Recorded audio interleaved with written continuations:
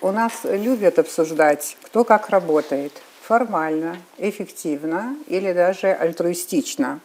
Уполномоченный по правам человека, уполномоченный по правам ребенка сегодня в студии Аргамы. Здравствуйте. Здравствуйте. Анна Скишмаря, Мактина Джинджоля.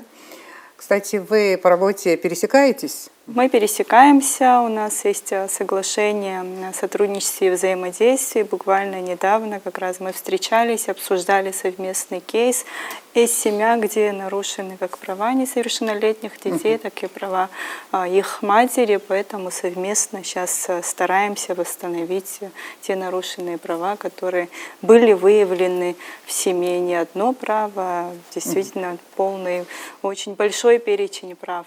Поэтому надеемся, что совместными усилиями мы сможем сделать это быстрее. Вы между государством и гражданином. Как работается? Действительно, есть такое заблуждение, что уполномоченный по правам человека – это противовес государству. На самом деле мы должны двигаться в одном русле, потому что главная причина существования государства – это охрана и защита прав человека и их свободы. Вообще права человека – это фундамент любого государства. И в этом контексте, конечно же, мы пытаемся выстраивать конструктивные отношения, основанные на понимании друг друга, на важности существования такого института, как уполномоченный. Да? И сегодня я могу сказать, что у нас есть в этом движении есть позитивный русло позитивное. Вот эта формулировка, что омбудсмен между государством и гражданином, это правильно? В своей работе, в практике мы не видим препятствия. Препятствия, они в основном связаны с какими-то системными проблемами, с пробелами в законодательстве. Когда есть пробел в законодательстве, когда системно какие-то вещи и вопросы не решены, тогда приходится в частном порядке, во взаимодействии с органами решать вопросы. Не всегда это, конечно, эффективно, потому что в частном порядке много вопросов никогда не решишь, поэтому необходимо именно сначала системно решать вопросы, чтобы в дальнейшем мы не сталкивались с одними и теми же проблемами, с одними и теми же вопросами. Но когда речь идет о детях несовершеннолетних, мы всегда видим поддержку и со стороны органов публичной власти. Мне известно, что есть 3 модели омбудсмена, института омбудсмена. Да? Исполнительные, независимые и парламентские. А вы кто? Лично я, как представитель Института уполномоченного по правам человека в Республике Абхазия, являюсь независимым представителем. В нашей стране наше законодательство так интересно представило эту деятельность и так возвысило этот институт, что он сегодня является независимым. Омбудсмена сегодня выбирает парламент тайным голосованием, большинством парламентским. Фактически омбудсмен освобождает тоже? Не освобождает. А что не делает? Освобождает. Освободить можно только по собственному желанию. 5-летний срок. Деятельность омбудсмена не подлежит пересмотру. В течение 5 лет вы можете творить, что хотите. Ну вот творить, что хотите, мы не можем, мы все-таки законопослушные. Подотчетны как-то парламенту? Мы не подотчетны в классическом понимании слова отчет, мы докладываем парламенту о том, как прошел год, о своей деятельности. Вот недавно у меня был первый ежегодный доклад, который я представляла парламенту. То есть мы не отчитываемся, мы докладываем. И омбудсмен – лицо, являющееся неприкосновенным. Омбудсмен является лицом, вхожим в гостайну, он является вхожим в любой кабинет. Да, для него не должно быть препятствий в получении информации и в защите прав человека. То есть в этом вопросе наше государство, наш парламент принял очень интересное заключение и наделил этими высокими, широкими полномочиями аппарат уполномоченного, самого уполномоченного. Но, как я уже говорила в парламенте, да, при всей широте наших полномочий мы зачастую упираемся в стену, которая называется необязательность. То есть полномочия есть, и есть альтернатива. То есть можно не слышать рекомендации, можно и дверь не открывать уполномоченному. К сожалению, вот в эти пробелы в законодательстве имеют место быть, и мы очень рассчитываем, что вот в бытность меня уполномоченным мы сможем все-таки внести некие корректировки в действующий закон и обязать чиновника реагировать на деятельность омбудсмена? Ну, может, я не соглашусь до конца в том, что вы абсолютно независимы от парламента, хотя бы потому, что ваш бюджет утверждает парламент. Понимаете, если отношения с парламентом нормально не налажены, могут быть проблемы. Я, насколько знаю, в этом году вам увеличили и существенно увеличили бюджет. А мы, например, очень просили, чтобы нам повысили заработную плату, но этого не случилось. Мактина, что вы по этому вопросу скажете? Вот вы какой омбудсмен по типу модели? Да. По типу модели я отношусь к системе исполнительной власти. Я лицо, которое назначается президентом, указом президента Республики Абхазия, в том числе и бюджетно-сметная документация, и штатное расписание утверждается президентом, а потом уже Минфин, Министерство финансов принимает решение, значит, по поводу бюджета в дальнейшем. Но первоначально все решения по поводу назначения, снятия с должности досрочно и так далее принимается главой государства. Это ограничивает вашу свободу? Вот Анна говорила, что она может принимать решения самостоятельно. Изначально, когда меня назначили, многие ко мне подходили и говорили, что вот вы не сможете полноценно исполнять свои обязательства, полноценно защищать, потому что вы всегда будете ограничены тем, что вы находитесь в системе исполнительной власти, но на практике, в работе не было еще ни одного случая, как у нас любят говорить, чтобы сверху позвонили и сказали, чтобы я не защитила права ребенка несовершеннолетнего. Я в этом, наоборот, чувствую поддержку и силу, когда мы пишем письма, в 99% получаем ответы на наши письменные обращения, когда мы звоним и говорим, что аппарат при президенте Республики Абхазия, мы чувствуем, что к аппарату и к нашим действиям прислушиваются, понимают всю серьезность и ответственность, которая лежит перед аппаратом уполномоченного.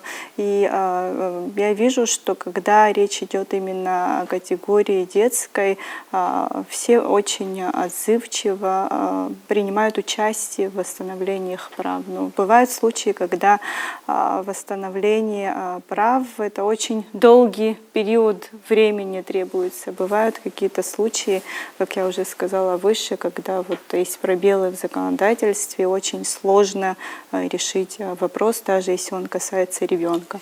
Ну, я так понимаю, что вам больше подходит модель вот исполнительского омбудсмена, и, кстати, во многих странах это так и есть, и это тоже совершенно нормально. Как устроен аппарат уполномоченного?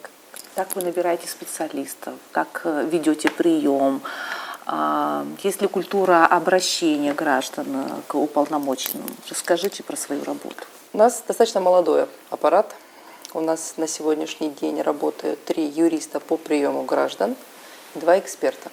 Также в аппарате у нас присутствует начальник аппарата, секретарь. То есть у нас хочется подчеркнуть, что большая часть этих молодых специалистов – выпускники наших учебных заведений. Что касается культуры обращения, на мой взгляд, нам, как молодому институту, нужно популяризировать себя в народе, в населении, чтобы о нас больше знали и понимали. Потому что та статистика, например, которую мы озвучивали в этом году, 67 обращений, это не показатель того, что у нас не нарушаются права человека, это показатель того, что, к сожалению, не все проинформированы, как и по какому поводу обращаться к уполномоченному. Потому что на сегодняшний день вот эти 67 обращений, это не все те случаи, которые мы рассматривали в течение года, людей приходило гораздо больше. Но, например, человек не знает, что бытовыми вопросами личного взаимодействия и взаимоотношений мы не занимаемся. Мы не можем повлиять на соседей, у которых случаются конфликты. Уполномоченный помогает и защищает в тех случаях, когда человека обижает государство, по его мнению, когда нарушение прав идет с органов государственной власти. Я, можно уточню или вот дополню вопрос, который поступил от Анны. Вот она говорила об аппарате, о том, как вы набираете людей на работу и так далее. Почему это важно? Ну, с нашей точки зрения, почему это важно? Потому что можно быть очень квалифицированным юристом, вообще профессионалом в своей области и так далее. Но, наверное, только этого недостаточно для того, чтобы работать в таком правозащитном институте. Поэтому как вы набираете на штаты людей? Ну вот, когда я приступила к своим полномочиям, у нас был дефицит кадров, и мы были вынуждены объявить кастинг. То есть мы объявили кастинг, к нам пришли ребята, нам сначала поступили резюме. А до вас, которые работали, они ушли? А в марте месяце, на момент марта месяца, до выборов, сотрудником аппарата был вот юрист, бухгалтер, секретарь и начальник аппарата. Это вот те сотрудники, которые меня как бы встретили. Все остальные были освобождены занимаемой должности по собственному желанию до того, как случились выборы. Интересно, вот как вы кастинг проводили? Это потому что я подозревала, что вы можете там своих людей взять и так далее. Вот своих тоже можно взять, если они профессионалы на самом деле. Но какие-то качества человеческие, видимо, как-то надо вот прогнозировать для того, чтобы взять на такую работу. Мы учитывали именно фактор человеческих качеств гораздо больше, чем профессиональных. Мне было важно, чтобы, наоборот, было важно, чтобы человек пришел грамотный, но не испорченный никакой рабочей системой. Потому что, например, очень сложно перестраиваться человеку, который работал в правоохранительных органах и привык обвинять. Ему потом защищать, перестраиваться очень сложно. Это еще раз ребята, которые приходили без связи, знакомств, наоборот. Чем меньше близких, родных, тем проще работать, к сожалению, в наших ментальных условиях. Мало того, у меня было резюме от человека, носящего мою фамилию. Я думала, господи, хоть бы ты не пришел, потому что если ты хороший специалист, мне все равно будут обвинять в том, что я тебя взяла по однофамильности. Поэтому наоборот, у нас нет никаких родственных взаимодействий, никаких знакомств. Ребята, которые пришли самостоятельно. И в их кадровых вопросах никто, кроме них, не повлиял. И они действительно прошли и отборочный этап в качестве, вот мы сначала рассматривали резюме, долго выстраивались, потом мы встречались, мы обсуждали, и вот ребята, которые были готовы попробовать, у нас стажировались, и не все те, кто к нам приходил стажироваться, с нами остались. Потому что действительно это сложный этап. Сложно в том смысле, что ты прежде всего юрист-специалист, потом ты человек. И в этом вопросе, когда ты человек, справишься ли ты с тем объемом нагрузки информационной, с которой к тебе приходят люди. Потому что иногда хочется сказать, оставлять проблемы на работе не получается. Ты с этими проблемами уходишь домой. И люди, особенно молодые люди, которые неопытные, да, им тяжело с этим справляться. В этом вопросе у нас ребята, которые и, с одной стороны, очень душевно переживательные, но стрессоустойчивые. Потому что, еще раз, к нам приходят иногда такие истории, которые невозможно не сопереживать. То есть ребята сидят, слушают, глотают эти слезы, пытаются сохранить свой профессионализм, не теряться, потому что действительно случаи бывают разные, и не быть человеком в этой работе невозможно, а быть человеком очень сложно. А сколько человек-специалистов у вас работает? Сегодня 2 эксперта, они занимаются аналитической работой, и 3 специалиста по приему граждан. Сами принимаете Конечно, граждан? конечно. Какие дни? Официально мы принимаем граждан по средам с 11 до 5 в любое время. Неделю раз? Но я всегда на работе и всегда доступна. То есть человек, который может позвонить, обратиться, и если я на рабочем месте, то, конечно же, мы его встретим. А ваши координаты каким образом людям известны? У нас есть официальный сайт, у нас есть Инстаграм-страница, есть Телеграм-страница. И вот по поводу, совершенно хороший вопрос задали, и немножко забегая вперед, расскажу, что на самом деле плохая информированность о существовании такого института – это большое наше упущение, с которым мы собираемся работать. И в рамках этой работы мы вот на 2024 год запланировали себе выездные мероприятия по администрациям Республики Абхазия, в которых планируем проводить встречи с руководителями районов, да, это главы, замы, представители прокуратуры, милиции. И обязательно хотим предоставить им информационный стенд.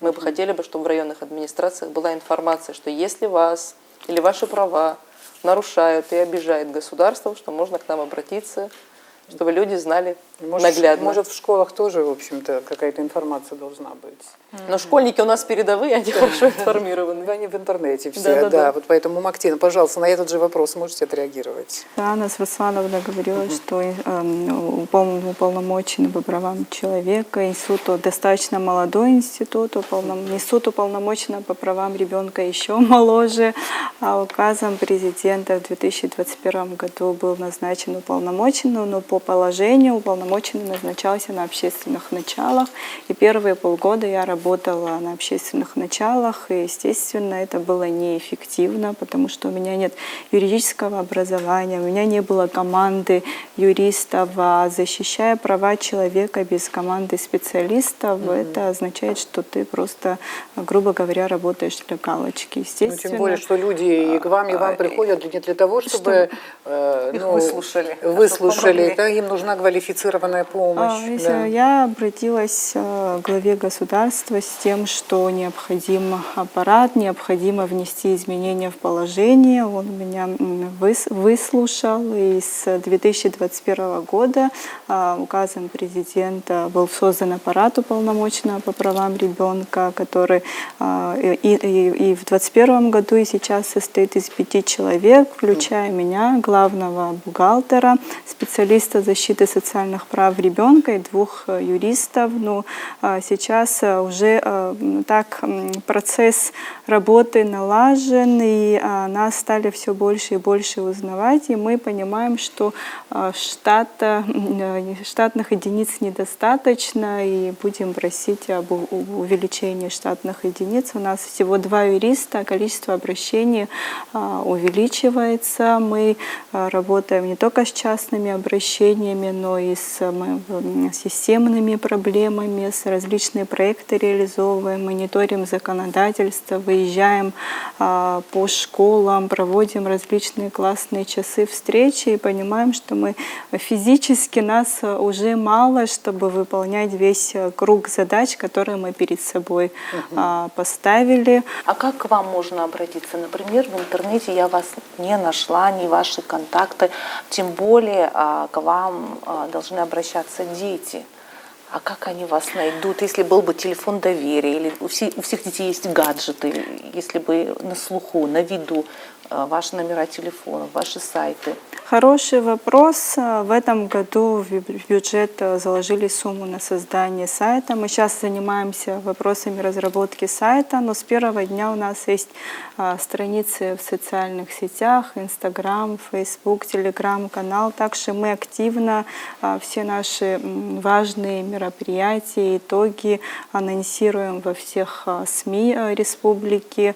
Также первые полгода, даже будучи вообще на общественных началах, совместно с друзьями мы выезжали в районы, встречались с главами администрации, с представителями всех служб, которые работают в сфере защиты прав и законных интересов несовершеннолетних. Это служба социальной поддержки детей и семей, представители подразделения по делам несовершеннолетних при МВД, с представителями органов прокуратуры, и рассказывали о том, что появился такой аппарат, о целях и задачах, и о возможностях нашего взаимодействия. Нас вообще стал волновать тот факт, что именно обращений от самих детей вот за 2,5 года не было. К нам в основном обращаются либо родители этих детей, либо знакомые, либо мы получаем сигналы от служб государственных органов. И для того, чтобы дети к нам обращались, сейчас мы подумали о том, что необходим телефон доверия для детей и семей, который будет работать круглосуточно и с возможностью анонимного обращения. Мы предполагаем, что, возможно, дети боятся открыто говорить о своих проблемах, боятся наказания, возможно, со стороны взрослых. И если нам удастся, если плохое слово, когда нам удастся реализовать этот проект, мы думаем, что больше обращений будет именно от нашей главной целевой аудитории, от детей. Мы знаем с вами, что уполномоченный по правам человека или омбудсмен раньше всех стран он появился в Швеции. Я это говорю не для того, чтобы рассказать историю Швеции, но почему именно на шведов я вот ссылаюсь. Вот у меня есть информация о том, что вот они проверяют уголовные и гражданские дела. Они наблюдают за сроками прохождения, скажем, вот этих дел. Более того, они изучают, насколько принятые по ним решения являются справедливыми и так далее, соответствуют закону. Это их специфика. Не везде омбудсмен выполняет вот такую роль, но в Швеции так. А мне интересно, вот что вы скажете, специфика наших абхазских уполномоченных. Вот, есть какая-то своя особенность у нас? Когда я говорила о том, что широкие полномочия, но ответственности у соответствующих структур нет, как раз-таки намекая на то, что все-таки есть механизмы контроля, да, потому что все-таки даже сама Декларация прав человека – это такой надгосударственный светский документ, и роль омбудсмена, как принято называть в западных странах, или уполномоченного, который к нам больше относится, да, она как раз-таки нацелена на то, чтобы быть над государством, не попрекая кого-то, а все-таки настраивая на правильную волну действий. И сказать, что у нас какая-то отдельная специфика, я, наверное, сейчас не скажу, просто потому что мы вырабатываем только этот стиль. Да? Вот фактически наш аппарат, наш институт работает 5 лет, хотя закону чуть больше, чем 5 лет. Да? Закон у нас был принят в 2016 году. Ну, вы работаете, вы лично, вы Да. работаете около года, правда Да, же? еще нет полного года. Полного Еще года полного нет. года Вот, Мактина, вот о специфике есть что сказать или пока рано так анализировать? Я, исходя из своего личного опыта, могу сказать, что вот тот факт, что мы очень маленькая республика, и все друг друга знаем в лицо, либо являемся родственниками, либо в любом случае у нас есть общие друзья и знакомые, иногда это играет, скажем, хорошим дополнением, когда есть возможность позвонить, скажем, тому же министру, генеральному прокурору, либо сразу беспрепятственно пройти на личную встречу, несмотря на какую-то его занятость. То есть если очень острый вопрос, он касается ребенка, сегодня у меня есть возможность в срочном порядке войти в любой кабинет, и я думаю, что это как раз-таки плюс того, что у нас такая ментальность, уважение друг к другу, что мы все друг друга знаем в лицо. Но есть случаи, когда это мешает, препятствует, когда идут, скажем, бракоразводные процессы, если говорить о нашей практике, и вопрос определения места жительства ребенка, с кем ребенок остается. Очень сложно исполнять даже готовое решение суда, когда есть у матери, если, например, отец является влиятельным лицом, он добивается того, чтобы, несмотря на решение суда, ребенок оставался у него. То есть очень много, немного, но на практике были случаи, когда один случай, когда нам очень с большими трудностями удалось добиться того совместно с институтом судебных исполнителей, чтобы решение суда исполнилось, а в другом случае этот вопрос остался открытым, и ребенок и по сей день находится у отца, несмотря на положительное решение суда, которое есть на сегодняшний день в руках у матери. Также вот та же ментальность приводит к тому, что многие за 2 года, не многие, но есть лица, которые со мной перестали здороваться. Это в основном именно касается бракоразводных процессов, и когда я поддерживаю сторону, исходя из наилучших интересов ребенка, та сторона, которую я не поддержала, она В общем, перестает появляются просто со личные мной, враги практически. личные враги, перестается со мной здороваться. Было 2 случая, когда мне даже угрожали с тем, что я превышаю свои полномочия и найдут расправу надо мной. У нас в Абхазии, если ты женщина, если ты молодая женщина. Если бы я была бы мужчиной, скажем так, возможно, те люди, которые пришли ко мне и пытались, скажем, угрожать, возможно, они этого не сделали бы. Ну, это мои предположения. Есть какие-то определенные стереотипы, хотя с каждым годом их становится все меньше и меньше, но в своей работе я пока сталкиваюсь. В Швеции есть культура обращения граждан к уполномоченному. Они знают свои права, с младенчества их к этому приучают. У нас в этом смысле немножко закрытое общество. Даже если у людей есть какие-то проблемы в семье, мы же не любим говорить о личном. И когда касаются каких-то личных взаимоотношений, наверняка предпочитают не придавать этому огласки и не обращаться к уполномоченному. Есть? Вы разделяете мое мнение? Я разделяю И ваше не мнение. совсем мы знаем о своих правах. Я разделяю ваше мнение. Возможно, тут стоит вопрос не в знаниях прав, а в отсутствии культуры обращения. Вы правильно подметили, что зачастую люди пытаются разрешить все свои сложные вопросы внутри семьи. Мало того, вот у нас был случай недавно, когда женщина рассказывала о домашнем насилии, и когда она обращалась в правоохранительные органы, и когда она уже пошла в суд за бракоразводным процессом, уполномоченные органы и сказали: слушай, а что ж ты вот придумываешь, какой тебе суд, неужели по-абхазски нельзя было решить? Это плохо или хорошо? Этой конкретной женщины, как мы принято говорить, по-абхазски некому решать. У нее рядом нет крепкого мужчины, который бы ее защитил. Для этого есть государство. Для защиты человека есть государство. Да, у нас такая интересная ментальность, у нас очень интересная культура. И действительно, если мы нашу традиционную культуру разложим по полочкам, да, то она замечательная, она великолепная. Но вот есть конкретные случаи, где этот механизм не срабатывает. И эта женщина в итоге остается беззащитной ни по абхазским канонам традиционным, ни по закону. Это большая проблема. И культура обращения, она тоже должна прививаться. Да? Есть замечательный термин, называется правосознание. Вот мы этот термин, к сожалению, не культивируем в своем обществе. Нам проще решить проблему самостоятельно, чем привлекать к ней участников. Мы вообще, в принципе, послевоенные годы научились все свои проблемы решать без помощи государства. И мы так и научились обращаться и вот в вопросах прав человека. Проще самостоятельно решить или найти крепкого защитника, который тебе поможет, чем обращаться в уполномоченные органы. Это с одной стороны, да, может быть, не критично, но с другой стороны плохо, потому что, еще раз, была бы культура обращений, не было бы такой потребности искать извне эту силу. Ну, Тогда, когда государство вопрос доверия, способно. наверное, должен быть. Когда люди приходят, они должны знать точно, что это не будет им во вред, что их защитит уполномоченный. Для того, Направлен, чтобы да, на вред. случилось то, о чем сейчас говорит Анна, нужно время, нужна определенная деятельность. Да. Как раз вот я хотела у вас спросить, что сделано? Вот какие-то ключевые моменты вот за это время, до вас, вот считай, что до вас ведь тоже люди работали, да? Вот что сделано, главное, вот какие-то есть достижения? Действительно, я третий уполномоченный по правам человека в Республике Абхазия, как у независимого института.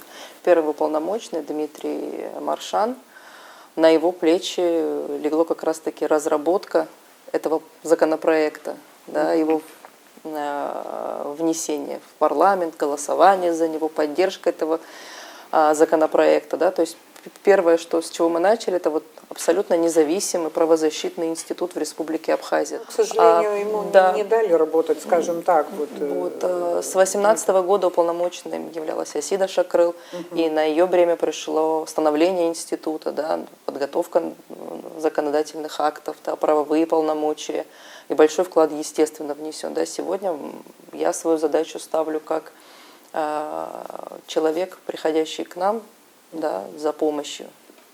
Наша задача, естественно, ему помочь. А вторая наша задача – это не допустить повторения такой ситуации на институциональном уровне. То есть мы отдельно для себя выписываем случаи, когда законодательство не смогло помочь человеку. Эти законодательные пробелы мы потом обсуждаем в парламенте. Закон есть, это уже хорошо. А вот дальше, вот из опыта, который уже был, да, и вот сейчас этот опыт имеет продолжение, интересно, вот что все-таки вот удалось сделать? Есть на что опереться у вас, или все-таки вы все начали по-новому? Ну, если говорить как о институте в целом, да, то достижений очень много. Да, и самое главное достижение, еще раз, это факт наличия в нашем государстве, в нашем молодом государстве, который только-только становится, да, на путь независимости, на путь развития. Да. Мы всего 30 лет государства, это на самом деле очень короткий период.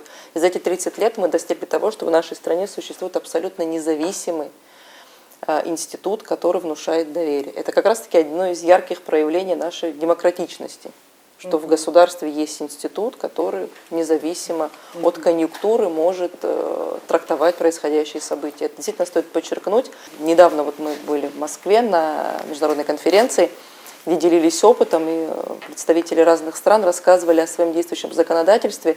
Вот, например, меня впечатлило то, что, вот, например, в Киргизии есть также независимый институт омбудсмена, который, при том, что наделен широкими полномочиями, но омбудсмена могут снять. Возможно, по каким-то конъюнктурным причинам.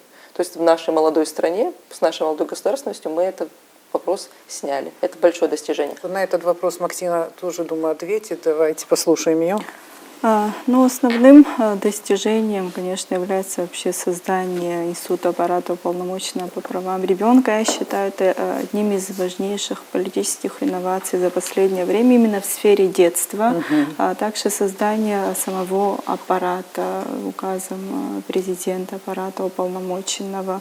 Мы начали с мониторинга в сфере детства, то есть нами были выявлены самые главные проблемы в этой сфере, нам удалось это подсветить, скажем так. Нами было разработано совместно с Министерством соцобеспечения и демографической политики два проекта, социально важных проекта. Это проект реализации кризисного центра для детей, оставшихся в сложной жизненной ситуации. Второй проект — это пилотный проект по развитию Института патронатных семей. Вот второй проект, он был поддержан государством, и сумма на реализацию этого проекта была, значит, заложена в бюджет на 2024 год.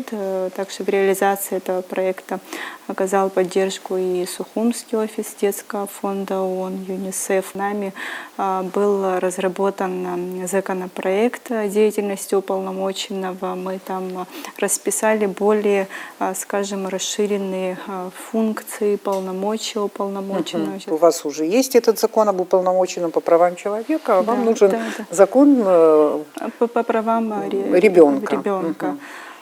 Также мы разработали очень немало методического материала и пособий для проведения классных часов в общеобразовательных учреждениях.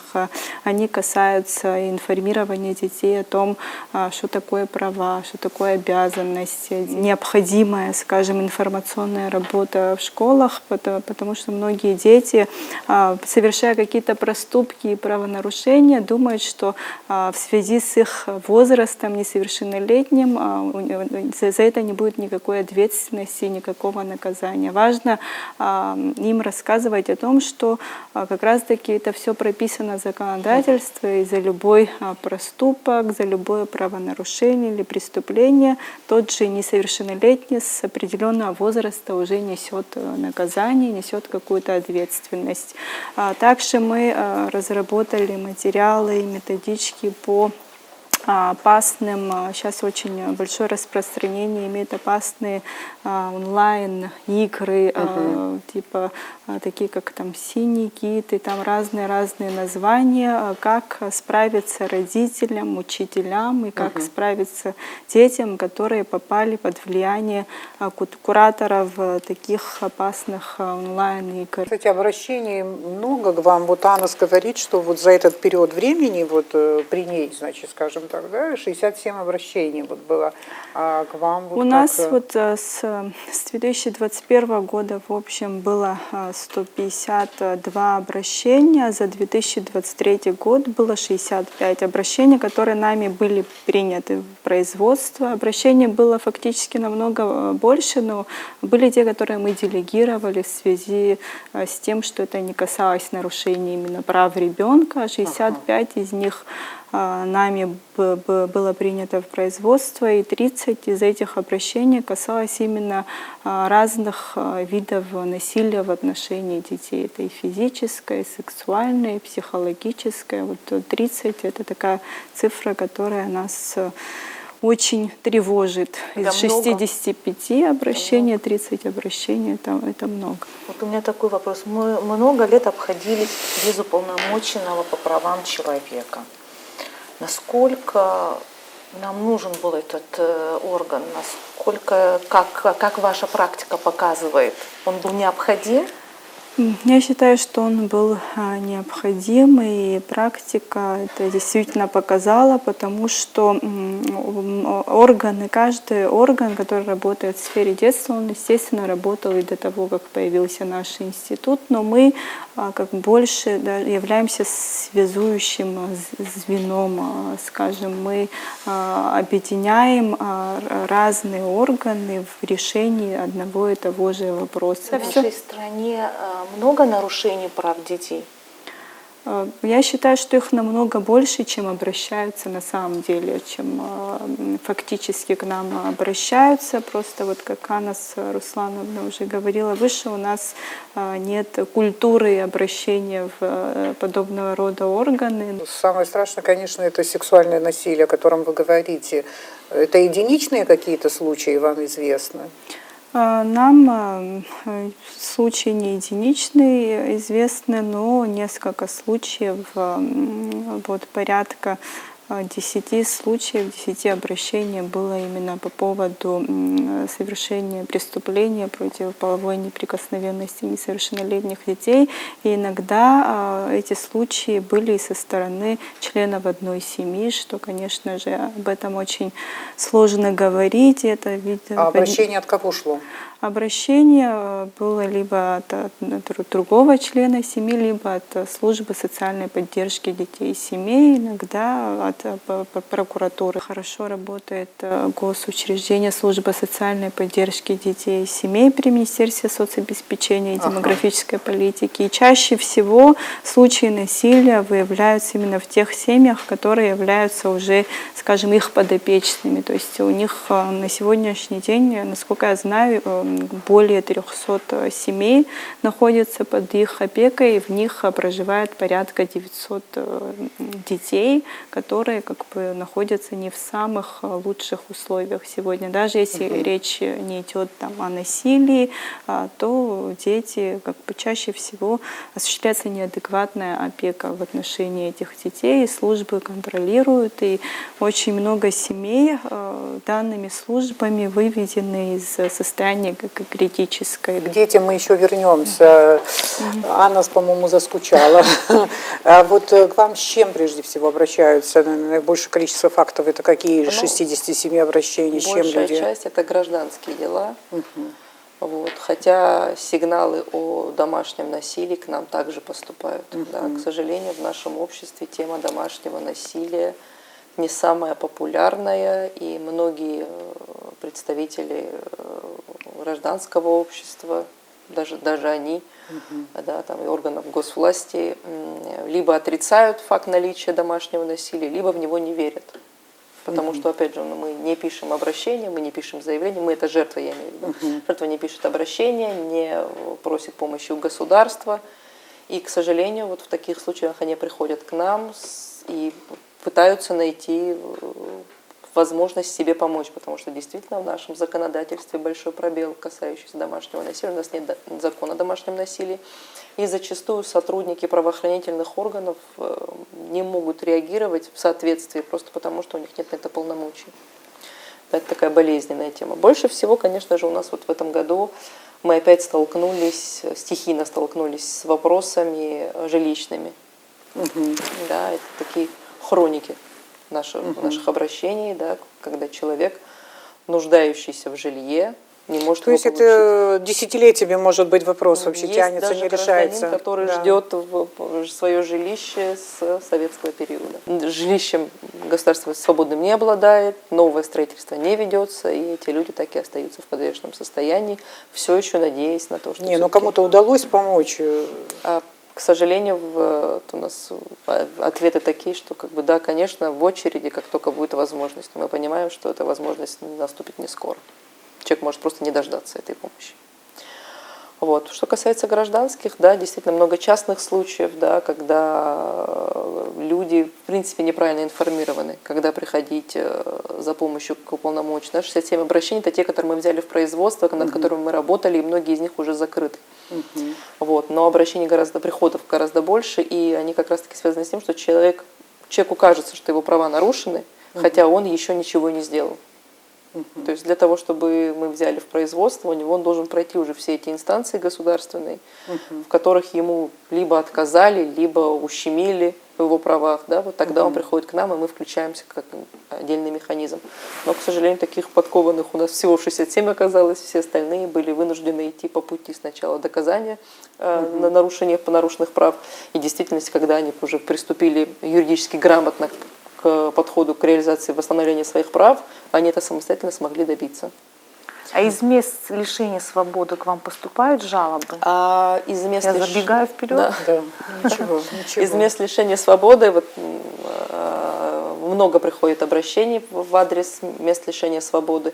Я вам уже рассказывала, что вот у нас был большой мониторинг в прошлом году, в феврале, в январе был большой мониторинг мест лишения свободы, есть итоги этого мониторинга, даны рекомендации по этому поводу, да, и мы планируем ежегодно устраивать подобные мониторинги для того, чтобы стимулировать деятельность. Да. Вот после мониторинга зимнего, весной мы наблюдали, что в ЭВС МВД, расположенном в городе Сухум, проводились ремонтные работы, что не может не радовать. Хотя, еще раз, тут нужен системный подход, нежели такие короткие ремонтики.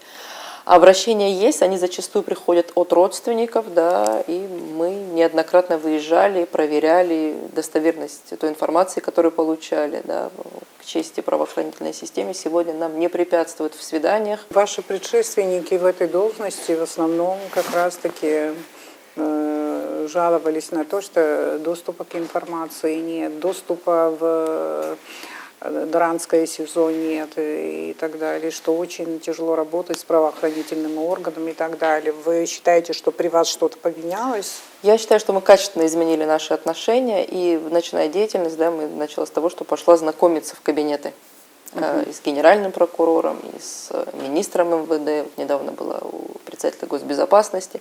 Да, задача у нас общая. Мы все стоим на страже человека. Мы все стоим на страже прав человека, гражданина и лица без гражданства. Мы выполняем одну общую работу. Да? Государство, в принципе, нацелено на защиту человека, его прав, свободы и интересов. В этом контексте мы достигли хороших договоренностей, и к чести мы не обмениваемся длинными письмами, мы сегодня беспрепятственно встречаемся, также есть возможность коммуникации. С кем вы больше всего общаетесь? С Генеральной прокуратурой и с МВД или с кем еще? Ну, наши частые главные контактеры – это вот прокуратура и МВД. И это руководители и разных уровней, да, это и Сухумская прокуратура, и там, Кагырская прокуратура. То есть мы сегодня спокойно общаемся с людьми на местах, и, опять же, никаких препятствий сегодня мне за вот короткий период не доставлялось. Наоборот. Я внимательно прочитала ваш доклад, который вы недавно делали в парламенте. В одном месте вы говорите о том, что на самом деле вы выстроили такие нормальные отношения, рабочие, скажем так, вот отношения с прокуратурой, с МВД, с парламентом. Это все у вас есть. Но в другом месте вот вы говорите о том, что сталкиваетесь нередко с должностными лицами, которые считают необязательным реагировать на ваши обращения. Тут нет противоречия? Там как раз-таки в моем докладе мы говорили о том, что действительно мы сегодня можем смело говорить о тех хороших взаимодействиях, которые у нас есть с прокуратурой, с генеральной, с МВД, с парламентом. Это действительно хорошее достижение за короткий период. Мы сегодня находимся в контакте, мы сегодня оперативно получаем информацию. И зачастую бывают такие случаи, когда времени ждать у нас нет. Пока мы напишем письмо, пока оно дойдет, пока его почитают, пока на него ответят, теряется актуальность. Сегодня многие вопросы мы можем вот по звонку для себя разрешить. И такое было несколько раз, когда мы получали информацию раньше, чем направляли эти запросы.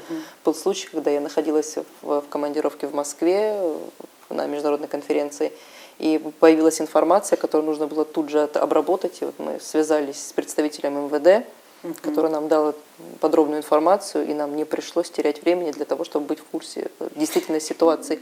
Но есть также и чиновники, которые действительно игнорируют. Например, хочу поругаться до сих пор на мои запросы, и в парламенте об этом говорила, запросы, которые мы давали в сотрудник МИДа и СГБ, нам до сих пор не пришли ответы.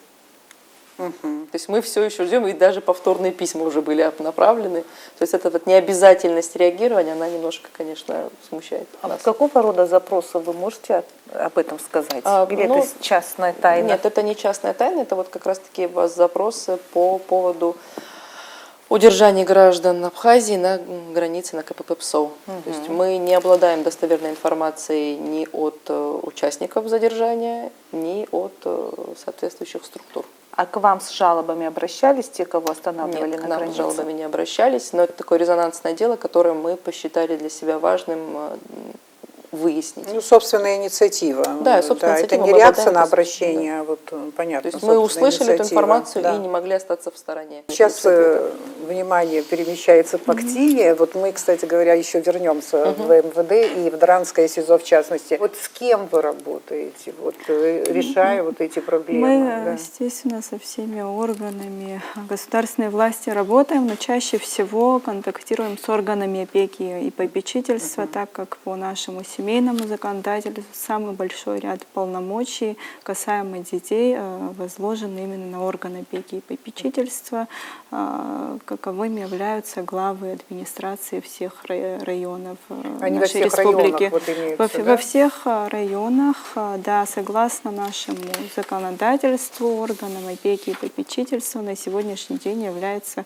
значит, глава администрации, если говорить простым языком. И на самом деле именно это одна из системных проблем, которую мы выявили.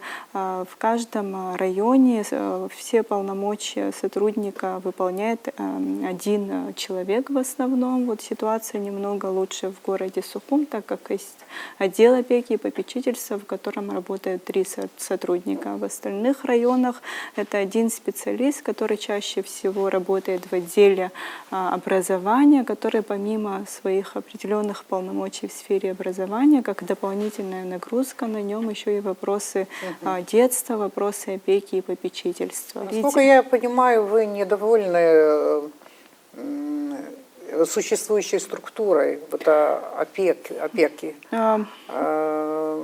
По-моему, даже лоббируете, в данном случае это положительное слово, значит, для меня, да, вот создание какого-то центрального органа. Что это? Да, мы в самом начальном этапе задались целью промониторить эту систему. Мы выявили то, что нет, значит, закона об органах опеки и попечительства, и в основном, значит, все сотрудники, которые работают в этой сфере, они опираются на внутренние локальные документы, которые различаются в каждом районе, есть определенный свой нормативно-правовой документ, и эта информация разнится, и мы взяли на себя инициативу, наш юрист разработал, значит, общее положение об отделе опеки и попечительства, там были различные приложения, в том числе акты проверки жилищно-бытовых условий, все необходимые документы, которые мы разослали главам администрации, объяснили ситуацию, что будет удобнее, проще, если будет единое положение во всех районах, но на сегодняшний день это положение приняли только 2 района, Ачимчирский район и Гулрыбский район. Цель была, чтобы было одно общее положение, которым руководствуется каждый район. Вот на сегодняшний день это общее положение разработано юристом в будущем аппарата. как бы вы хотели видеть эту работу? В будущем мы очень много думали, обсуждали. Все-таки будет хорошо, если будет центральный орган, значит, и руководитель один отдела органа опеки и попечительства, который будет регулировать и контролировать, значит, работу во всех районах, потому что нужна централизация, нужен закон деятельности органов опеки и попечительства.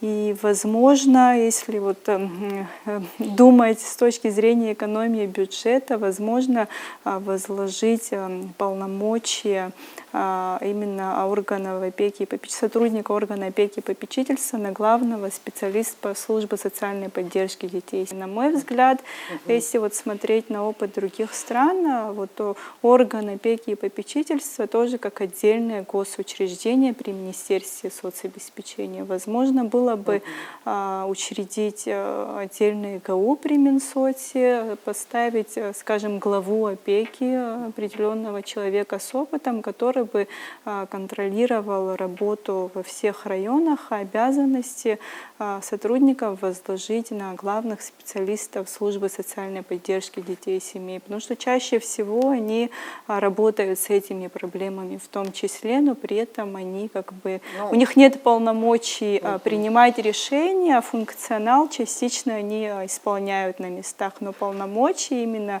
органа опеки у них нет, так как в семейном законодательстве, в Семейном кодексе прописано, что органом опеки является орган местного управления, то есть глава администрации. Люди, которые работают в органах опеки и попечительства, это квалифицированные кадры, это люди, которые разбираются хорошо в этой сложной работе, и они подготовлены, они альтруистичны, они болеют, переживают. С кем вы вообще, с каким человеческим материалом кадровым вы сталкиваетесь? Вы знаете, в каждом районе ситуация разная, но есть районы, где мы встречаем непрофессионализм.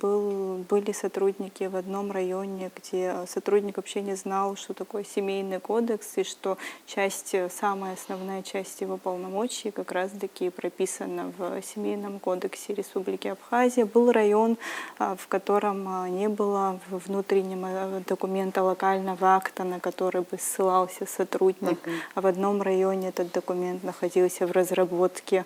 Очень много именно пробелов в работе сотрудников органа опеки и попечительства нами было выявлено, и в 2022 году мы даже проводили такой семинар обучающий для районных сотрудников органа опеки и попечительства. Нам в этом помогали эксперты ЮНИСЕФ, но там очень большая текучка кадров, потому что круг обязанностей очень широк, ответственность нести за несовершеннолетних — это очень, скажем, груз нелегкий, когда сотрудник сначала приходит на энтузиазме, но когда понимает груз полномочий и ответственности, которая на нем лежит, и очень большая сменяемость кадров. Поэтому, когда мы не успеваем наладить работу и сотрудничество с одним человеком, так он меняется, приходит новый, и нам приходится заново, скажем, налаживать, выстраивать отношения. И, к сожалению, не в каждом районе есть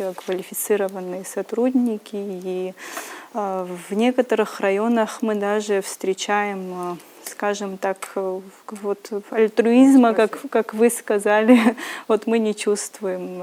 Мы чувствуем не от всех сотрудников органа опеки и попечительства. В этом вопросе безразличие или индифферентность — это, наверное, ужасно. Лучше вообще не иметь, наверное, вот такие кадры, таких людей, чем иметь, скажем так. Вот. Надежда на них есть, а толку мало. Не обобщаем, конечно, не во всех районах, но в большинстве районов. Вот, даже в большинстве районов, в большинстве районов такое отмечаем.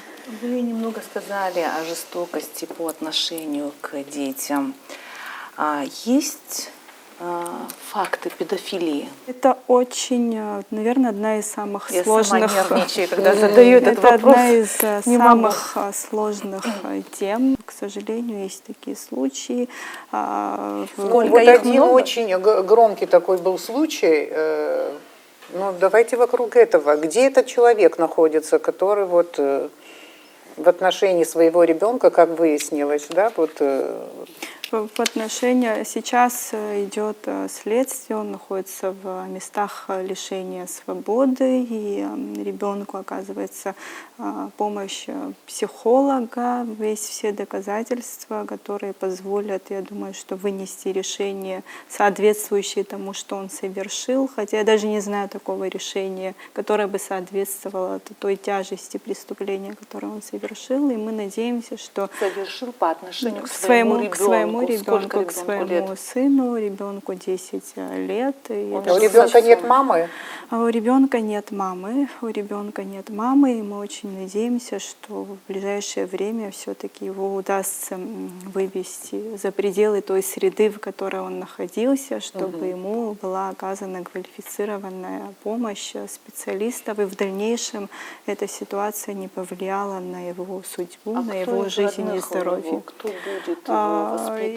Есть бабушка со стороны матери, которая готова выступить опекуном для данного ребенка. И слава богу, что есть родня, которая готова взять за него ответственность, но бывают иногда такие случаи, когда остро нарушаются права ребенка, но нет взрослых, готовых взять за него ответственность, оформить опеку, усыновить или хотя бы по доверенности, скажем так, охранять его права. Вот ваши действия вот в таком случае, как вы можете помочь? Что В вы такой делаете? ситуации наша главная задача, чтобы виновник понес наказание, а ребенок получил помощь, чаще всего помощь психолога, иногда требуется и помощь психиатра, но в этом направлении у нас в Абхазии много проблем, потому что на всю Абхазию один только детский психиатр, который имеет сертификат на такого рода деятельность. Зрители могут сказать, какие-то единичные факты выявили по всей Абхазии, они это абсолютизируют и проецируют на все общество и так далее. Это тоже неправильно, но если даже эти единичные факты, на них надо реагировать и решать. Я знаю такой случай, что девочка несовершеннолетняя, которая подвергалась, а может быть и сейчас подвергается, что вот эта девочка находится пока еще в этой семье. Где подвергалась насилию? Где подвергалась сексуальному насилию. А дальше как? Есть действительно такая ситуация, но там отсутствовали прямые доказательства вины, значит, совершившего, подозреваемого в совершении данного преступления, и его как бы по решению суда выпустили на свободу, и сейчас он проживает в одной семье с девочкой, с ее братом и со своей семьей, в отношении которой он подозревался. Обращение было от девочки? Обращения самой девочки не было, но было обращение от службы социальной поддержки детей и семей, и, к сожалению, но она заявляла, да? Заявляла, но она позже отказалась от своего заявления, то есть она сказала, что она клеветала, что такого не было, но мы связываем это с тем, что в момент, когда шло следствие, она находилась в семье непосредственно подозреваемого на тот момент человека. Но подозрения с него из-за отсутствия доказательств на сегодняшний день сняты, но, на мой взгляд, тот факт, что девочка, ее несовершеннолетний брат находятся в одной семье, даже если есть, скажем так, угроза того, что из 100% того, что было сказано, хотя бы какая-то доля, скажем, процентная является правдой, это уже неправильно, что девочка проживает там, но это тоже причина одной... Мама есть, но она признана недееспособной, но такие случаи, ситуации обнажают и подсвечивают такие проблемы, как отсутствие альтернативных форм устройства вот ребенка скажем, в Абхазии. Вы изъяли, если так можно говорить, девочку, да, из семьи. Да. Куда? Вот это очень такой главный вопрос, с которым мы и все органы, которые работают в сфере детства, задаются ежедневно практически.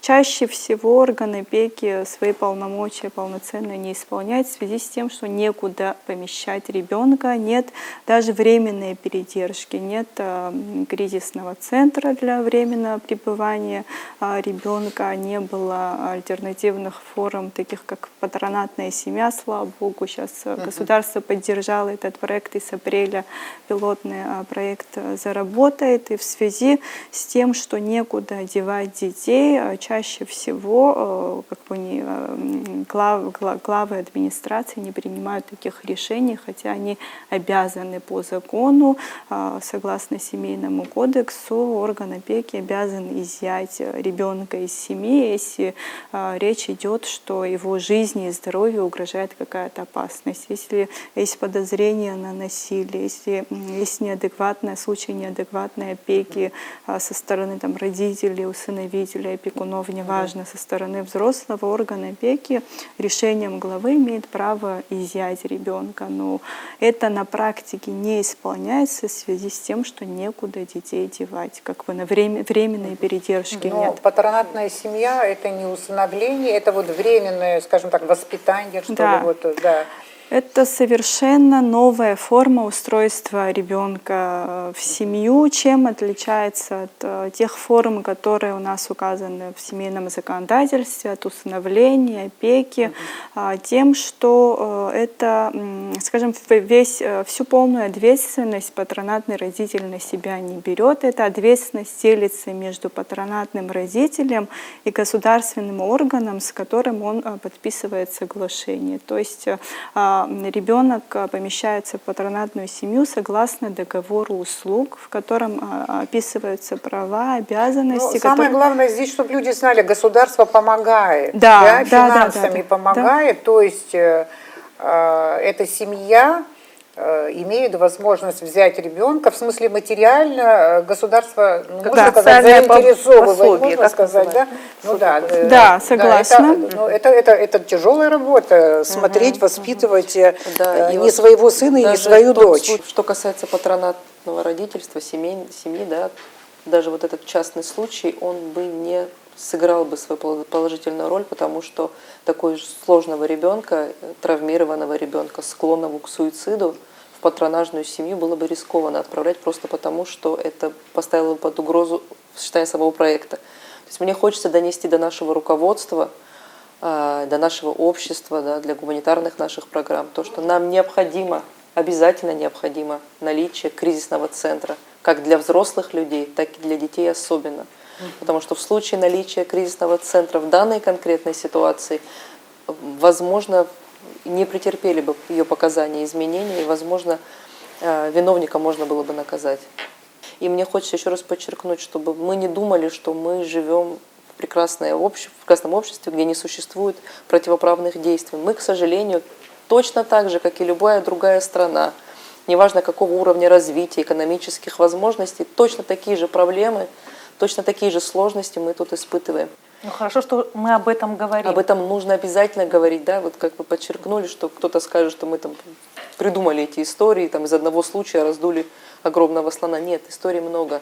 Они не столь публичны, они не обсуждаются, потому что мы стесняемся лезть в чужую семью, мы стесняемся говорить о проблемах. Жертва насилия любого, домашнего, недомашнего, к сожалению, всегда виновата видеть себя. И, исходя из этого, не обращается за помощью, не заявляет. У меня был диалог с представителями силовых структур, которые говорили, ну неужели так много? Я говорю, представляете, если вы не получаете эту информацию, как должны другие об этом думать? Вы не получаете информацию, потому что да, у вас куча заявлений, но они ни одного под домашнее насилие, потому что люди не пишут заявления. И вы ссылаетесь на то, что на вашем столе их нет. А действительно их много. По поводу кризисных центров, я вот думала о детском кризисном центре. Получается, и для взрослых нужен такой центр? Ну, как в семье, где существует домашнее физическое насилие, о нем мы говорим чаще просто потому, что его, во-первых, видно, и, во-вторых, о нем уже стараются говорить погромче, чем о сексуальном насилии, да, в том числе и домашнем, то женщина с маленькими детьми вынуждена где-то спрятаться. Ей зачастую негде спрятаться. Вот наличие кризисного центра, который бы удовлетворил бы их пребывание вместе с детьми, это было бы хорошим подспорьем. У нас летом произошла страшная трагедия, как раз-таки на фоне домашнего насилия, когда Шурин убил брат убил супруга своей сестры. Летом была история, и как раз-таки причиной этого убийства было то, что он был доведен до состояния аффекта, когда отец семейства регулярно избивал и детей, и жену. Утаивание этих тем делает их еще страшнее. Реально, чтобы у нас был этот кризисный центр, что для этого нужно сделать? Значит, мы по нашей инициативе при Министерстве соцобеспечения была создана рабочая группа, и совместно с нашими юристами был разработан устав, проектно-сметная документация и штатное расписание этого кризисного центра. На содержание такого центра, по нашим подсчетам, 8,5 миллиона ежегодно необходимо. Также нужны единоразовые расходы. Если, скажем, государство не выделяет помещение, на сегодняшний день помещение не выделено. Если речь идет о покупке частного дома, то нужны единовременные расходы на покупку дома, а дальше уже ежегодные расходы на содержание. Вот, если говорить о том, вообще, как мы видим работу этого центра, мы видим именно кризисный центр семейного типа, так как это является наиболее щадящей формой альтернативной для устройства ребенка на 10-12 детей на сегодняшний день. Для Абхазии кризисный центр на 10 детей плюс пилотный проект патронатных семей, я думаю, что закрыло бы очень много острых вопросов, с которыми мы на сегодняшний день сталкиваемся. И даже сообща все органы, которые работают в Абхазии, не можем справиться, потому что проблема системная.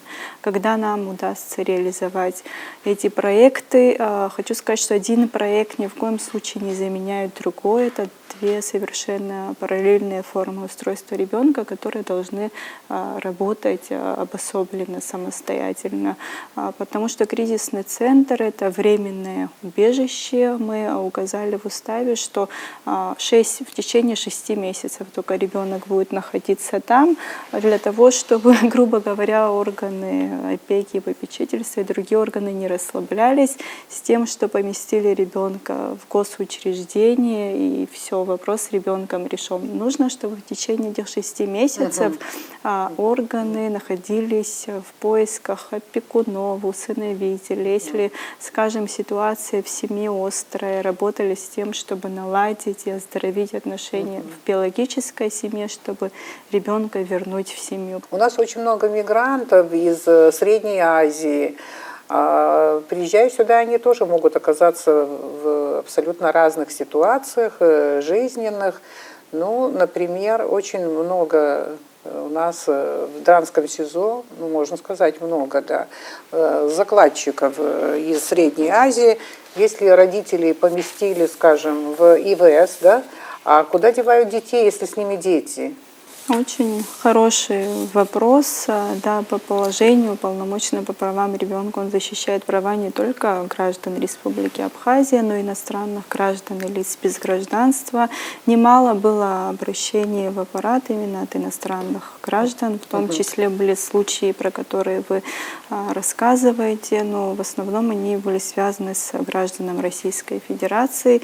В этом направлении нам проще, так как у нас есть межгосударственный меморандум о взаимодействии и сотрудничестве между уполномоченным по правам ребенка при президенте Российской Федерации и мной, в котором описаны, в каких ситуациях мы можем взаимодействовать и сотрудничать. Я могу сказать, что мы очень активно сотрудничаем. Этот меморандум остался не только на бумаге, но и практически мы используем. Могу рассказать случай. Была задержана на границе гражданка Российской Федерации, при которой нашли немалое количество наркотических средств. С ней было 2 несовершеннолетних детей, которых привезли сюда, в МВД города Сухум. И мне сразу же сообщили, что 2 граждан Российской Федерации несовершеннолетних, мать задержана, что делать, куда их везти. Вот также мы опять отсутствие кризисного центра,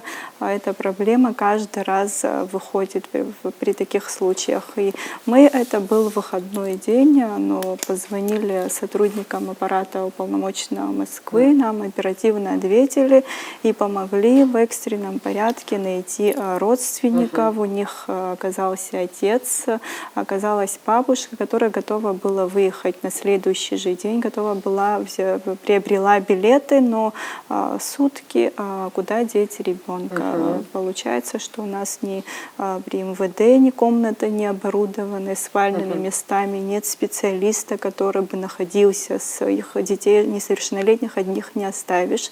За ними нужен присмотр, и мы экстренно созванивались, представители всех органов. Единственное решение, которое было принято, Кама Гопи, думаю, все ее знают, она с супругом решили на ночлег детей забрать себе. То есть это в частном ручном режиме, грубо говоря, был решен вопрос, но так не должно быть. С российскими коллегами у вас налажены отношения, так я понимаю, у вас есть сотрудничество, взаимодействие.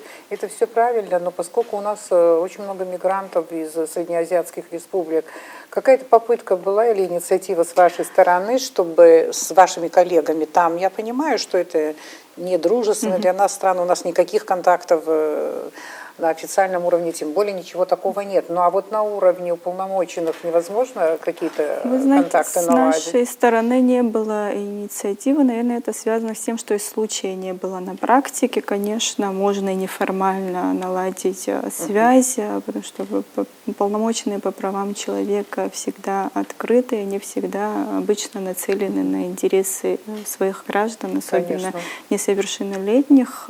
Даже те страны, которые являются, скажем так, не совсем дружественными на уровне уполномоченных, всегда можно найти точки соприкосновения, когда речь идет о нарушении прав Ну, тем их более граждан. вы будете говорить на одном языке очень понятном, правда Я же? тоже Профессия пару слов такая по у этому вас поводу получается. скажу. Да, Да. действительно, мы сегодня достигли ряд договоренностей о взаимодействии с нашими коллегами и официально, да, с Российской Федерацией, с Республикой Венесуэла мы подписали соглашение.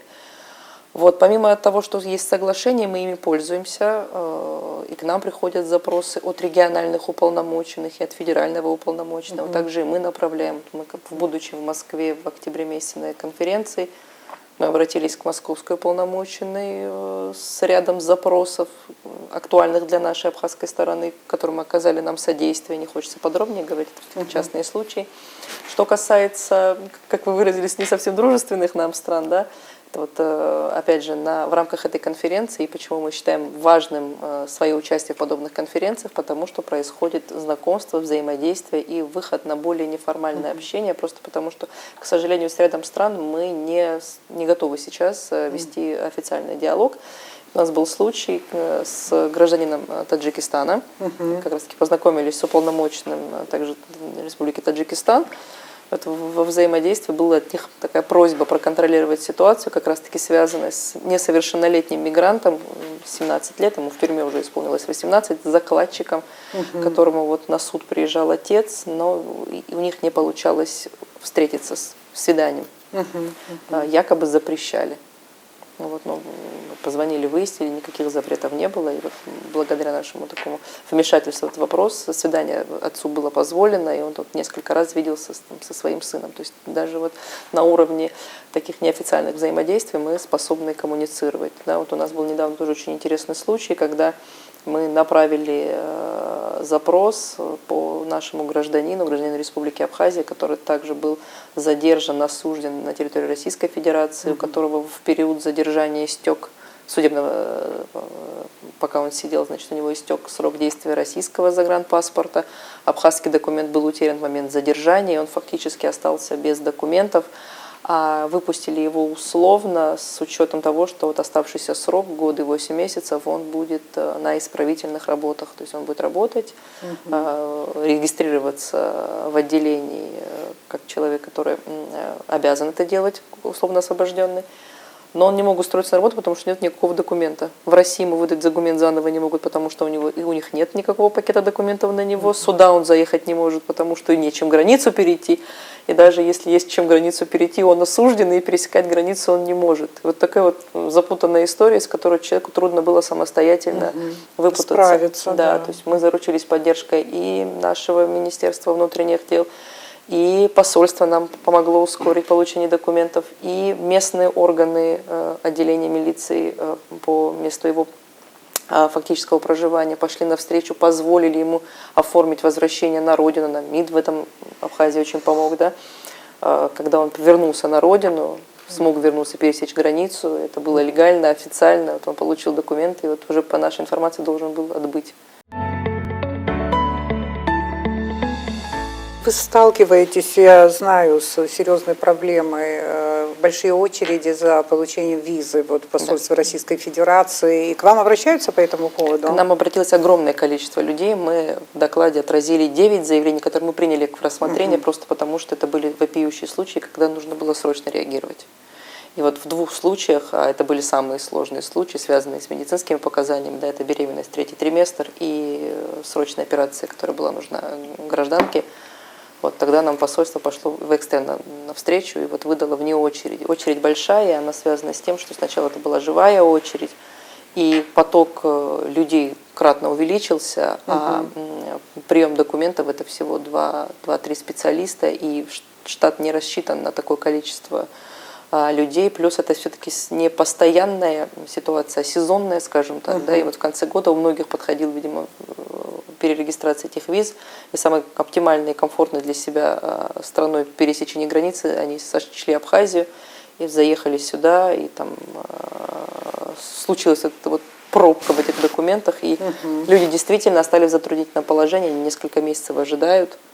И вот сегодня мы наблюдаем, там, периодически мониторим ситуацию, уже гораздо меньше мигрантов, но тем не менее в какой-то период их стало очень много, и запись электронная достигала около 5000 человек. Это большая, Да, для конечно. посольства это большая была нагрузка, она очень усложняла работу, потому что люди собирались, люди создавали сложности, и тоже их понятно, они оказались в затруднительной ситуации. Какие ситуации сложные вы разрешили, например? 1-2 примера какие? Именно Связано с визами, с визами, да. вот да. два случая. Первый случай – это гражданка Туркменистана, которая находилась на 36-й неделе беременности, для которой рождение ребенка в Абхазии создало бы большие сложности документальные. Да, она бы не смогла бы ребенка перевести через границу, так как ребенок гражданин никакой страны. И для нее это была бы большая проблема. Я даже не знаю, как бы мы с этой ситуацией в дальнейшем разобрались бы, потому что это была бы большая сложность.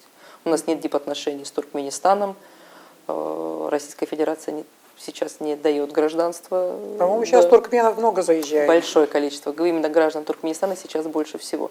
И вот второй случай тоже связан с молодой женщиной, которая приехала на переполучение этой визы, и у нее сроки были ограничены, так как она была записана в больницу на операцию. То есть она предоставила документы, подтверждающие ее диагноз и срочность. Да, и спасибо посольству, они экстренно отреагировали. И в этих обоих случаях нам приходили потом добрые сообщения о том, что все благополучно разрешилось, и люди успели и с разрешением, и с операцией. То есть это такие позитивные. Не родили они своих да, детей. людей у нас гораздо в больше, Абхазии. там многие жаловались на то, что у них там учеба продолжается, да, после новогодняя сессия закончилась, теперь вот надо возвращаться, а у них нет визы. К сожалению, это очень тоже неприятная ситуация, но здесь мы не стали злоупотреблять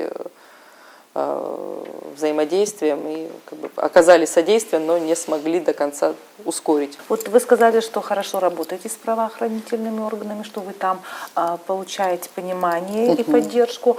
А какая-то ответственность есть на тех руководителях, которые не коммуницируют с вами или игнорируют ваше обращение?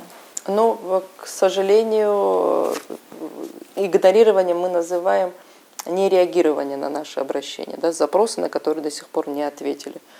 Вот. По закону нет административной ответственности. Нет ответственности никакой. Мы ее говорим не для того, чтобы кого-то лично обидеть или обозвать за неисполнение своих полномочий, а указать на существующие сложности и проблемы. Проблем действительно много.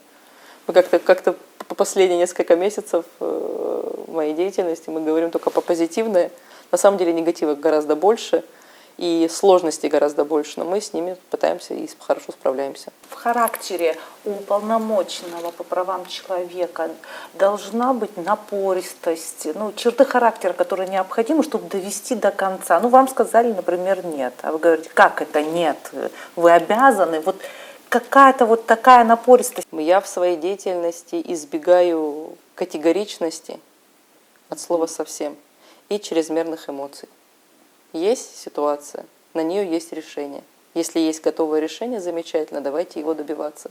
Если нет у вас готового решения, давайте коллегиально к нему придем. То есть я всегда выступаю за диалог, я всегда выступаю за рациональное сотрудничество, но если ситуация не разрешается и меня не слышат, поверьте, напористости хватает. Она психолог.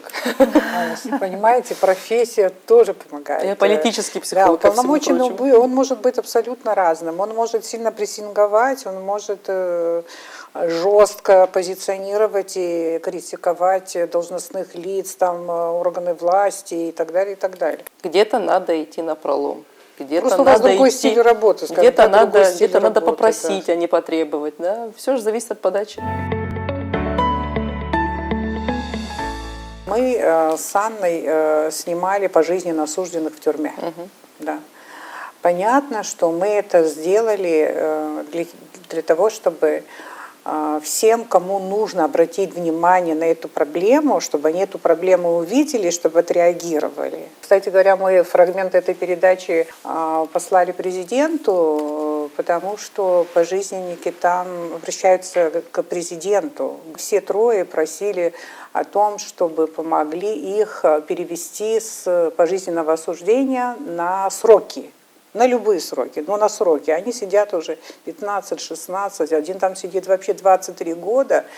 И на эту ситуацию не реагировать, ничего не делать, это абсолютно неправильно. Да? Вот поэтому мы ожидали, что вы это услышали, вы начнете работать в этом направлении. И вот где-то в начале передачи, почему я говорила о Швеции, возможно, я не знаю, какие на самом деле вот детально, какие у вас полномочия, но они как раз-таки работают над уголовными гражданскими делами, и если где-то есть нарушение, принято несправедливое, там по срокам и так далее, какое-то судебное решение, они очень жестко на это реагируют.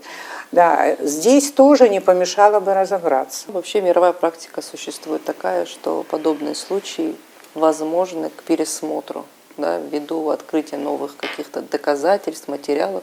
В принципе, опять же, я за то, чтобы любая ситуация была обсуждена. Они там сказали, что за все это время, за столько лет, ни психолога, ни уполномоченного, кто там еще может побывать, там никого у них не было за 20 лет. Что касается внимания со стороны уполномоченного, да, если бы какой-то запрос от них был бы в адрес уполномоченной, но не сомневаюсь, что кто-то бы им в этом отказал. Один из них, кстати говоря, обращался в медкомиссию, вот слепой, он очень тяжелобольной, вот, да, но никакой реакции нет, как он говорил. Знают о том, что Помочь. существует такой институт, и Да. что касается оказания медицинской помощи, такое нами уже практиковалось и неоднократно, когда по нашим запросам, устным или письменным, проводилось дополнительное медицинское обследование осужденных. Что касается проблем нашей пенитенциарной системы, вы верно подметили, что абсолютно все осужденные, которые содержатся у нас в СИЗО Дранда, находятся вместе. Вместе я имею в виду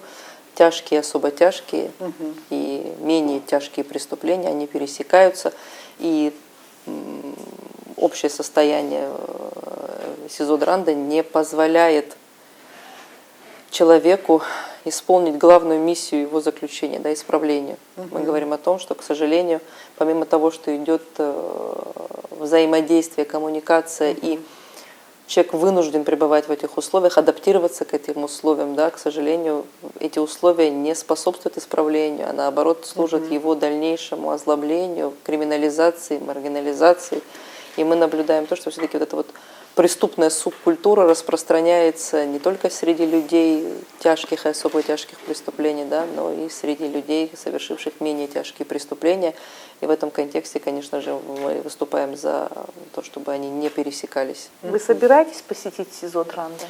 В 2023 году, январе-феврале, проходил большой мониторинг мест лишения свободы моей предшественницы, и мы для себя запланировали на лето 2024 года мониторинг мест лишения свободы, и прежде всего, конечно же, СИЗО Дранда. Мало того, вот мы завтра даже планируем поездку туда для встречи с заключенным, от которого пришел запрос и сигнал. Не только Чернышевский задавался вопросом, что делать. Мы все задаемся. Какую бы проблему ни обсуждали в этой студии, вообще везде, что делать? Понятно, ситуация вот такая, проблемы видим, обстоятельства тоже, но что делать? Значит, миллионы людей задают себе этот вопрос. И друг другу тоже, наверное. Вы почти уже сказали, что вы собираетесь делать в ближайшее время. Какие главные задачи, если можно? Вот. Мы взяли в себе в основу, да, делать некий план, который рассчитываем провести в течение года. Мы с этого начали деятельность, многое у нас из этого получилось, то, что было запланировано в начале там, деятельности в мае месяце. Вот. На 2024 год у нас также расписаны планы, да, в такой краткосрочной перспективе. Это вот мониторинг психиатрической больницы.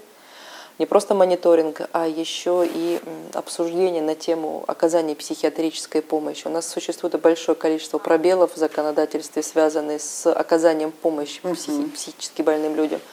Для нас сегодня вот актуально является отсутствие оказания психиатрической помощи несовершеннолетним. Больница – это место, где человека лечат какое-то ограниченное время. Человек не может постоянно пребывать в больнице. То есть наличие некого психиатрического интерната здорово бы разгрузило работу. Плюс, да, вот мы уже общались с сотрудниками психиатрической больницы, были в гостях у главврача. Вот, и в ходе выясняется отсутствие кадров. То есть нашему Министерству здравоохранения нужно озадачиться наличием специалистов. Помимо этого мы планируем в 2024 году мониторинг мест лишения свободы.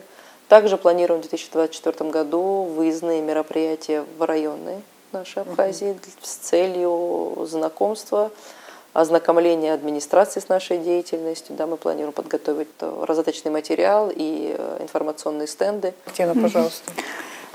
Ну, на 2023 год мы тоже поставили перед собой ряд задач. Я считаю, что задача номер один — это реализация государственного кризисного центра для детей, которые оказались в сложной жизненной ситуации. Сейчас мы хотим реализовать и работаем над тем, чтобы реализовать проект телефона доверия для детей, подростков и их родителей, чтобы они могли круглосуточно обращаться с любой проблемой и получить квалифицированную помощь психолога и специалиста.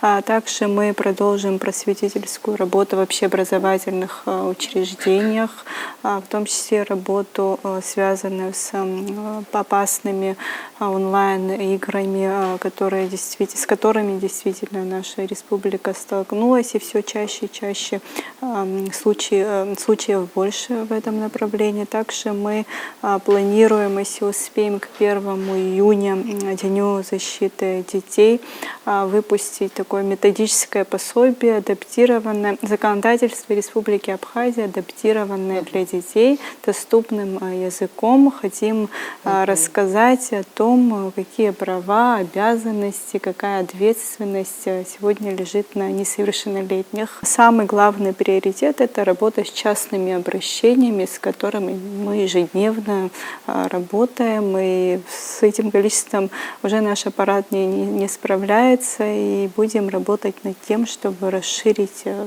количество штатных единиц нашего аппарата. И, конечно же, проблема детской психиатрии. Анна Руслановна отметила, что на сегодняшний день отсутствует отделение детской психиатрии в нашей психиатрической больнице. Также нет и стационарного дневного отделения в детской больнице психоневрологического, где хотя бы амбулаторно могли бы дети получать такую помощь. Отсутствие специалистов в детской психиатрии. Сейчас мы работаем над тем, чтобы создать совместно с благотворительным фондом Ашана, чтобы создать общую базу данных детей с психическими расстройствами. И также совместно мы передали рекомендации специалистов о том, как должна быть поставлена работа именно в направлении детской психиатрии в Абхазии. Передали рекомендации министру здравоохранения и надеемся, что